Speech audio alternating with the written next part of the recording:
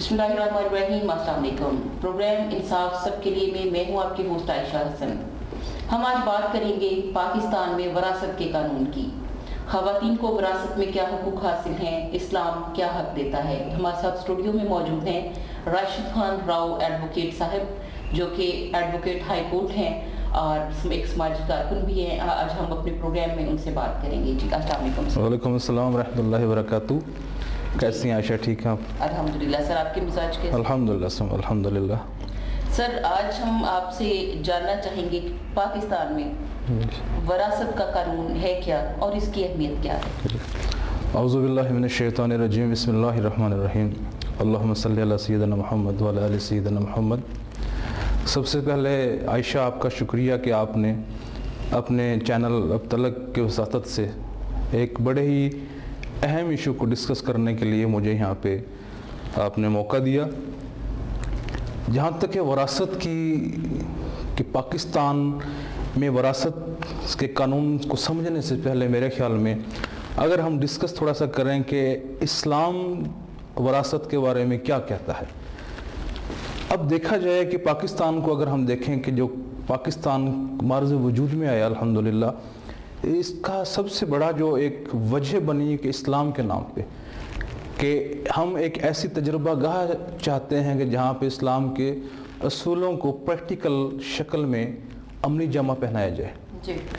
अब अगर इस्लाम से पहले हम देखते हैं औरत को, कोई औरत एक ऐसी मखलूक थी जो इंतहाई पिसी हुई, बल्कि आप तो वरासत की बात कर रहे हैं, मैं इस्लाम से पहले अगर देखा जाए तो औरत को ज़िंदा रहने का हक नहीं था। जी। जीते जी इसको पैदा होते ही मार दिया जाता था। फिर एक चांद तुलू हुआ आका जी सल्लल्लाहु अलैहि वसल्लम की शक्ल में, जिन्होंने इंसानियत को और ख़ास तौर पे औरत को एक मेराज बख्शी, जो क़यामत तक के लिए एक मिसाल उभर के सामने आई कि औरत एक ऐसी चीज़ है जो कि एक जूती नहीं है, एक ऐसी मखलूक नहीं है कि जिसको जीते जी मार दिया जाए, बल्कि वो मर्दों के बराबर हकूक़ रखती है और मर्दों से बाज़ चीज़ों में वो अफजल करार दी। पाकिस्तान चूँकि अल्हम्दुलिल्लाह इस्लाम के नाम पे बना है, तो पाकिस्तान में भी वही असूलों को लागू किया गया वरासत के हवाले से जो हमारा इस्लाम कहता है। इस्लाम में अगर हम कुरान को उठा के देखें कि सूरह निसा पूरी की पूरी है, उसमें देखा जाए कि औरतों के हकूक़ के बारे में, वरासत के बारे में बड़ा डिटेल डिस्कस किया है कुरान पाक ने कि औरतों को हर जगह आपका वारिस करार दिया है। आपकी प्रॉपर्टी में आपको हर जगह वो मिलेगी कि आपके शाना बशाना खड़ी नज़र आती है। एक हदीस कोट करना चाहूँगा यहाँ पे। हज़रत साद अबी वक़ास रज़ियल्लाहु अन्हु जब दुनिया से जाने का वक्त आया, अल्लाह ने उनको बड़ा नवाजा था दौलत से, तो उन्होंने आका जी सल्लल्लाहु अलैहि वसल्लम से अर्ज़ की कि मैं अपनी सारी दौलत चैरिटी करना चाहता हूँ, इसको वक्फ करना चाहता हूँ दीन के लिए। आका जी सल्लल्लाहु अलैहि वसल्लम ने फरमाया कि 1/3, 1/3 सिर्फ वक्फ कर दें, और फिर आगे फरमाया 1/3 बहुत है, बाकी जो आपकी प्रॉपर्टी है वो आपकी एक लौती बेटी है, ये उसका हक है। और आगे आप सब फरमाते हैं कि जो बजाय इसके कि आप सारी दौलत वक्फ करें, अपनी औलाद को इस काबिल करके जाएं कि बाद में लोगों से वो मांगते ना फिरे। यहाँ आगे एक और फरमाते हैं आका जी सल्लल्लाहु अलैहि वसल्लम कि जब अपनी बीवी के मुंह में एक निवाला डालते हो, वो भी सदक़े का सवाब रखता है। तो औरत के मुंह में निवाला जाना, मुझे बताएं, मर्द के लिए सदका है, तो वरासत के हक से महरूम करना मेरी नज़र में तो इससे बड़ा क्राइम नहीं है। तो ये हमारा कानून, हमारा इस्लाम प्यारा, हमारा दीन औरतों को बराबर हकूक़ देता है वरासत के हवाले से, और वो कहीं भी मर्दों से कमतर हैसियत नहीं रखती। जी। तो इसमें अब देखा जाए कि पाकिस्तान में इस कानून की इम्प्लीमेंटेशन के हवाले से अगर हम बात करें तो बदकिस्मती से वो हमें कहीं नज़र नहीं आती। जी। हमारा एक बैकवर्ड एरियाज़ में, पसमानदा तबका में औरतों को आज भी एक ऐसी मखलूक समझा जाता है कि जिनसे सिर्फ काम लेना मर्द की जिम्मेदारी है और उनसे जनाब वो मुशक्क़त करवाना ज़िम्मेदारी है। बाकी औरतों को वरासत के हवाले से अगर बात की जाएगी तो इस चीज़ को गाली समझते हैं। जी बिल्कुल ऐसे। तो इसमें ये अलमिया है, इस पे हमारी कोर्ट्स को इनिशियल देने चाहिए। नो डाउट कि कानून मौजूद है, कानून कहता है कि औरत को वरासत से महरूम नहीं किया जा सकता। आप हमारा सिविल लॉ देख लें, आप हमारा फैमिली लॉ देख लें, उसमें समान जहेज़ के हवाले से, बाकी चीज़ों के हवाले से अगर बात की जाए, औरत को हर जगह हकूक़ दिए हैं। लेकिन बदकिस्मती से हमारा जो अदालती निज़ाम कह लें, हमारा माशी निज़ाम कह लें, वो इतनी पेचीदगियों का शिकार हो चुका है। औरत को अपना हक लेने के लिए साल हर साल धक्के खाने पड़ते हैं कोर्ट के, تب بھی جا کے میرے خیال میں اس کی سنوائی مشکل سے ہوتی ہے جا کے. تو ایسی صورت میں میں اس پروگرام کی وساطت سے ارباب اختیار کو، اپنی عدالتوں کو یہ ان سے گزارش کرنا چاہوں گا کہ جہاں وہ اتنے انیشیٹو لے رہے ہیں، وراثت کے حوالے سے بھی ایسی قانون سازی کرنی چاہیے کہ اس کو سمری ٹرائل لیا جائے، اسپیڈی ٹرائل کیا جائے اس کا، کہ اگر عورت کا وراثت کا کوئی مسئلہ ہے، کوئی ایشو ہے، اس کو فوراً ترجیح بنیادوں پر حل کر کے عورت کو وہ حق دیا جائے، تاکہ عورت کو لگے کہ وہ معاشرے کی ایک باعزت شہری ہے، معاشرے میں اس کا حق ہے، اور وہ معاشرے میں کسی صورت بھی مردوں سے کمتر درجہ نہیں رکھتی.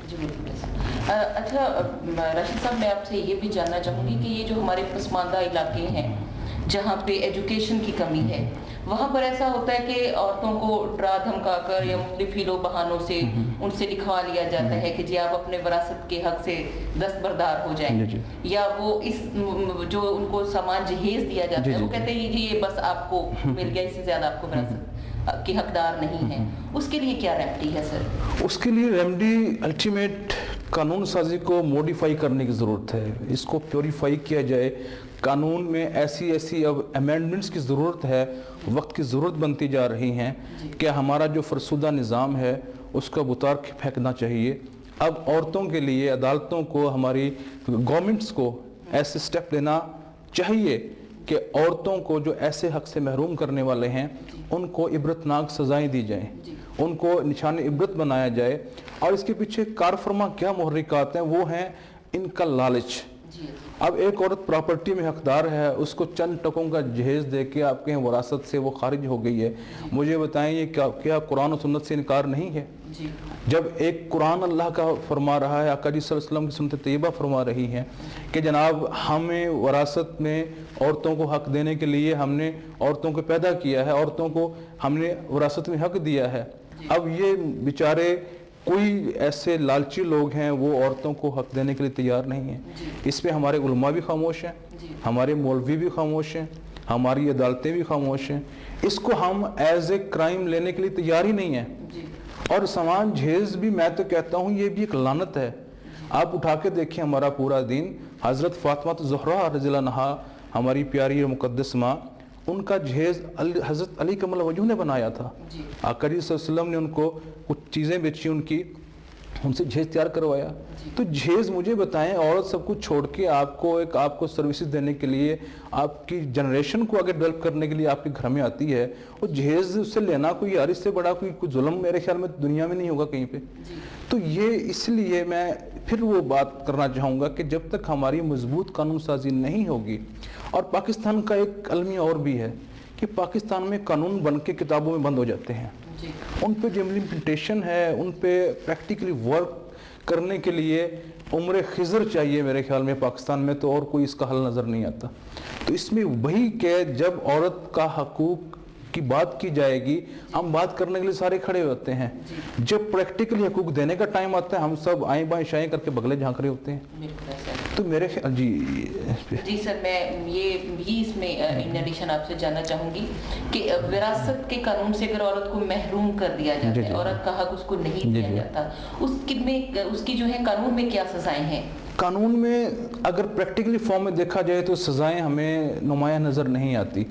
عورت کو یہی حق دیا گیا ہے کہ اگر اس کو حق سے محروم کر دیا جائے، وہ کورٹ کا دروازہ نوک کر سکتی ہے، جا کے کورٹ میں اپنی دعویٰ کر سکتی ہے، اور کورٹ اس پہ انیشل لے کے اس کا حق دلوائے گی انشاءاللہ اس کو.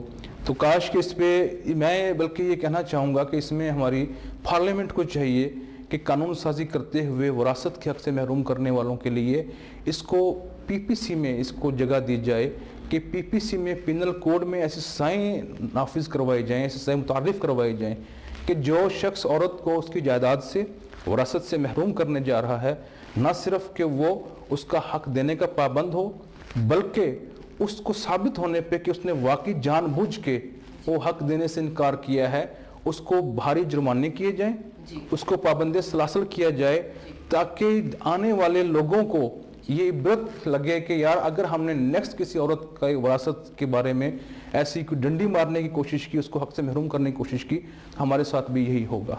تو ایسے سزاؤں کی بات کی جائے تو مجھے پاکستان میں مجھے کوئی پریکٹیکلی فارم میں سزا نظر نہیں آتی اس کی کہ اس کو سزا دی، نہ کہ سزا تک ملی ہے کسی کو. تو اس پہ اس چیز کو بھی ہماری پارلیمنٹ سے میں استدعا کروں گا کہ اس پہ انیشیٹوز لینے چاہیے اور پی پی سی کے تحت اس جرم کو ڈیل کرنا چاہیے. راشد صاحب میں آپ سے یہ بھی جاننا چاہوں گی کہ پاکستان کے جو پسماندہ علاقے ہیں، پھر بات کروں گی جہاں پر ایجوکیشن کی تعلیم کی کمی ہے، جہاں پہ شعور نہیں ہے، وہاں پر قرآن پاک سے شادی کر کے وہ رواج ہے کہ وراثت کو جو ہے وہ اس کے حق سے محروم کر دیا جائے، جائیداد کو بچا لیا جائے. اس کے بارے میں قانون اور اسلام کیا کہتا ہے؟ دیکھیں، اسلام میں تو ایسا شادی کا کوئی جواز ہے ہی نہیں. اسلام میں تو اگر شادی کی بات کی جائے پورے چیپٹر ہیں کہ جب تک عورت کی رضامندی نہ ہو اسلام تو شادی ہی کو جائز قرار نہیں دیتا. تو یہ واقعی یہ کلمیہ بن چکا ہے پاکستان میں، خاص طور پہ بیک ورڈز ایریاز میں جہاں پہ تعلیم نام کی کوئی چیز نہیں ہے، شعور نام کی کوئی چیز نہیں ہے. وہاں پہ جائیداد کو ہڑپ کرنے کے لیے وہ جناب عورت کو قرآن پاک سے شادی کر دیتے ہیں. یہ نہ صرف کہ میری نظر میں بہت بڑا جرم ہے بلکہ گناہ کبیرہ ہے کہ قرآن پاک اللہ کی الہامی کتاب ہے، complete code and creed of life ہے. اس سے تو ہمیں رہنمائی لینی چاہیے بجائے کہ اس کو اس مکروہ فعل کے لیے استعمال کریں. تو اس پہ بھی ہماری سزائیں ہیں، اس پہ اور قانون. لیکن مسئلہ تو وہی ہے، اس کو کورٹ تک پہنچنے کون دے گا بیچاری کو؟ اس کو اتنا انہوں نے ڈرایا دھمکایا ہوتا ہے اور اس پہ جناب اس کو ڈرا دھمکا کے اس کو بیچاری کو پابند سلاسل کیا ہوتا ہے کہ وہ بیچاری کورٹ جانے کا سوچ نہیں سکتی وہ.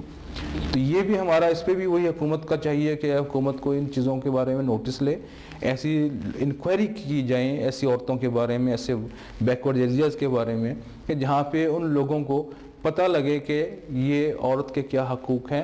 اور اگر کسی عورت کو وراثت سے محروم کیا جائے گا تو ہمارے لیے قانون کا کوڑا تیار ہے، قانون ہم سے نمٹنے کی صلاحیت رکھتا ہے. تو باقی اس میں اب میں ایک اور کہنا چاہوں گا اس پروگرام کی وساطت سے، میرے خیال میں ہمارے ہاں اب تعلیم بتدریج بڑھتی جا رہی ہے، لیکن اگر دیکھا جائے تو اسی حوالے سے یا اسی ریشو سے شعور بتدریج کم ہوتا جا رہا ہے. اگر آپ تعلیم کو لیتے ہیں کہ محض ڈگریز ہیں علم حاصل کرنے کی یا رسیدیں ہیں آپ کی فیس دینے کی، تو بہت معذرت کے ساتھ کہ یہ ایک بہت بڑی غلط فہمی ہے.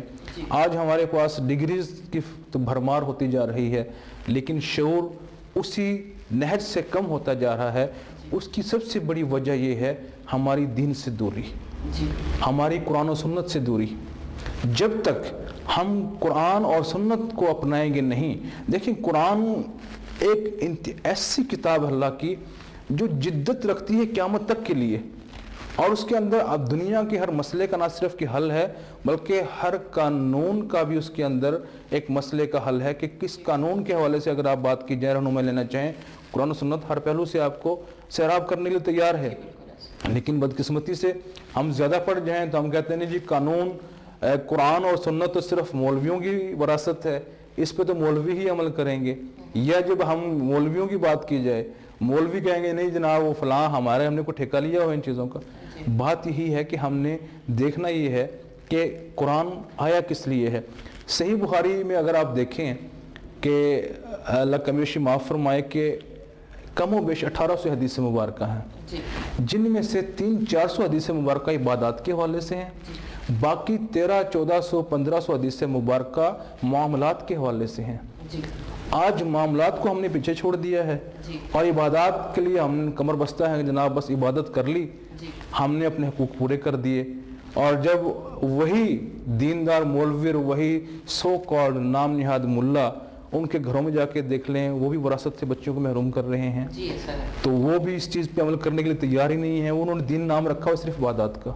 تو دین عبادت کا نام ہرگز نہیں ہے. عبادات اس کے اندر ہمیں ایک چیز کو ٹریننگ کے لیے استعمال کی جاتی ہیں کہ ہمیں پتہ لگے عبادات کرنے سے اللہ کا قرب اور آقا صلی اللہ علیہ وسلم کا قرب کیسے پا سکتے ہیں. جب قرب پائیں گے پھر ہم اللہ کے اور آقا صلی اللہ علیہ وسلم کے احکامات پہ عمل کرنے کی کوشش کریں گے. تو میری آپ کی وساطت سے، چینل کی وساطت سے اور باب اختیار کو یہ بار بار گزارش ہے کہ اس پاکستان میں وراثت کے حوالے سے ایسی قانون سازی فوری کرنی چاہیے کہ جس سے ایک عام عورت اپنا حق، چاہے وہ اس کا ایک پیسہ ہی کیوں نہ ہو، اس کو لینے کے لیے اس کے पास एक ऐसी रेमेडी होनी चाहिए कि उसके इस हक को दबाने के लिए कोई कोशिश भी ना कर सके। जी बिल्कुल। ये एक ऐसा टॉपिक है कि आप इस पे घंटों बोल सकते हैं, लेकिन चूंकि टाइम की भी कमी होती है प्रोग्राम में, इसलिए मैं इस बात को समेटते हुए फिर बात करूंगा कि इस्लाम एक ऐसा मज़हब है जिसने हर जगह औरतों को तरजीह दी है। जी बिल्कुल ऐसा है। एक किसी इंग्लिश ऑथर का मैंने एक दफ़ा कॉल पढ़ा, वो कहती थी अगर मुझे यकीन ना होता कि कुरान पाक अल्लाह की किताब है जी। तो मैं ये गुमान रखती कि इस किताब की लिखने वाली की औरत है, क्योंकि इस्लाम में कुरान में औरतों के इतने हकूक़ हैं जी। और आज यही इसका सबसे बड़ा मैं इसको जिम्मेदार करार दूंगा हमारे मौलवियों को भी कि वो इन टॉपिक को छेड़ते ही नहीं है। जी। हमारे इज्तिमात देख लें, हमारे बयान देख लें मौलवियों को, वो सिर्फ नमाज रोज़े को फोकस करते हैं। नो डाउट यार वो भी चीज़ें हैं, लेकिन इससे बड़ी चीज़ें वो हैं कि जो मामलात के हवाले से हैं कि इबादत को अल्लाह माफ़ करने के लिए तैयार है, लेकिन मामलात जब तक वो शख्स माफ़ नहीं करेगा अल्लाह ही माफ़ नहीं करेगा। तो इस प्रोग्राम के हवाले से मैं अपने मौलवियों से, अपने उलमा से, अपने साहिब इल्म लोगों से गुजारिश करता हूँ कि खुदारा औरतों की वरासत के हवाले से खुसूसी प्रोग्राम किए जाएं, लोगों में अवेयरनेस दी जाए, कोर्ट्स में ऐसे पिटिशन्स को फॉलो किया जाए, ऐसे दावों को मैं वकला हजरात से भी कहूँगा कि अगर उनके पास कोई ऐसी ख़वातीन आती हैं जो उनकी फ़ीस अफोर्ड नहीं करती तो वो उनके लिए फ्री ऑफ कॉस्ट अपनी सर्विसेज दें। ये बहुत बड़ी नेकी होगी, बहुत बड़ा जिहाद होगा कि जब एक औरत की विरासत के लिए आप कानून की जंग लड़ेंगे तो वो देखने वालों के लिए उन लोगों को इब्रत बनाए जो उनके हकूक़ से उनको महरूम करने के लिए दरपे हैं। तो औरतों को हकूक़ देने के लिए हमारे उलमा किराम, हमारी कोर्ट्स और अपने वकला भाइयों से मेरी गुजारिश हमेशा रहेगी कि हम सब मिल के एक टीम वर्क की हैसियत से ये काम करें। और फिर माज़रत चाहूँगा कि बहुत सारी NGOs ऐसी हैं जो काम कर रही हैं, वो औरतों की आज़ादी की बात करती हैं, लिबर्टी की बात करती हैं, लिबरलिज्म की बात करती हैं, लेकिन वो भी ज़्यादा वरासत की बात नहीं करती। उनको भी चाहिए ऐसे सेमिनार्स किए जाएं, अपनी आवाज़ हमारे जो रस्टिक एरियाज़ हैं, पसमानदा इलाके वहाँ पहुँचाई जाएँ कि जनाब औरतों के हकूक़ ये हैं, औरतों को वरासत का हक़ है, औरतों को बाहर निकलने का हक़ है, औरतों को अपनी मर्ज़ी का कारोबार करने का हक़ है। तो जब औरत में शऊर आएगा, जब हमारे माशरे में शऊर पिनपेगा तो फिर हमें देखने को मिलेगा कि इंशाल्लाह एक चेंज आ रही है और एक ऐसा माशरा निकलेगा जिसको हम सही मानों में इस्लामी माशरा कहने के लिए तैयार होंगे इंशाल्लाह ताला। अच्छा राशिद साहब, ये भी बताइएगा कि मोस्टली देखा गया है कि अगर कोई लड़की लव मैरिज करती है जो कि उसमें फिर वो पेरेंट्स आकनामा कर दिया या बेटे को आक कर दिया, तो उस आकनामे की क्या एक हैसियत है कि मतलब वो उसको उसके हक से महरूम कर देता है? आकनामे की अगर इस्लामिक वेज ऑफ लाइफ में देखा जाए, इस्लामी पहलुओं से देखा जाए, आकनामा की कोई हैसियत नहीं है। आकनामा एक्चुअल है क्या? जब एक वालिद अपने बच्चे को आक करता है, एक्चुअली वो कह रहा होता है कि मैं इसकी अगर कोई लीगल एक्टिविटीज़ हैं या कोई ऐसी एक्टिविटीज़ हैं जो माशरे के लिए नुकसानदेह साबित हो सकती हैं, उनसे अपने आप को बरी ज़िम्मा करार देता हूँ। आकनामे को मिस इंटरप्रेट किया गया है हमारे माशरे में कि नहीं, जो जायदाद से वो महरूम हो गया, जायदाद से निकल गया। अच्छा, कानून में भी यही है? कानून में भी यही है, कानून में भी यही है। अब देखें कि यार जिस चीज़ को अल्लाह का कुरान और आका जी सुन्नत से आपको महरूम नहीं कर रही, कोई हदीस मुबारक, कोई कुरान पाक की आयत है ही नहीं ऐसी कि आग करने से हम वरासत का हक खो देते हैं। तो ऐसे में आग करने से कोई भी खातून हो या वो कोई मर्द हो, उसको उसके वरासत के हक से महरूम हम नहीं कर सकते। हमें उसकी वरासत हर सूरत में उसको देनी ही पड़ेगी। आकनामा एक्चुअली उसकी इलीगल एक्टिविटीज़ से बरी ज़िम्मा करार होने का एक सर्टिफिकेट, एक दस्तावेज़ होती है। वरासत के हक से उसको महरूम नहीं किया जा सकता। अगर आकनामे को बेस बना के कोई शख्स महरूम करता है जायदाद से, तो उस मर्द और ख़वातीन के पास ये हक हासिल है, कोर्ट जा सकती है, वो सूट फाइल कर सकती है और वो अपना हक कोर्ट के ज़रिए ले सकती है। वो जी नाज़रीन, आज के प्रोग्राम में बस इतना ही। अगले प्रोग्राम में एक नए टॉपिक के साथ हम हाजिर होंगे।